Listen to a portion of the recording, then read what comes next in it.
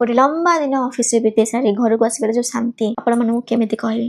घर को आसवा मात्रे मु मोर ड्रेस चेंज कर नउछि, गोड़ हाथ मुंह सफा करी चलुछि मोर स्किन केयर करबा पई। फेस पई मॉइस्चराइजर बहुत इंपोर्टेंट एंड मु एठी यूज करछि पॉन्ड्स रो हाइलुरोनिक मॉइस्चराइजर। तापर मु मोर टिके छोटो मोटो काम करि नउछि एंड रोसे घर को जाय देखे तो मम्मा मो पई पकोड़ी बनी छथि। मु गरम गरम पकोड़ी नै बसी पड़ली गेम खेलेबार। किछि समय पर मिया आसी पाखरे सोइला तो मु ताकू गेल न करी केमिति रहि परबे कहिले। एतिकी भितर मम्मा कहले जा मो पई चा बनै दबु।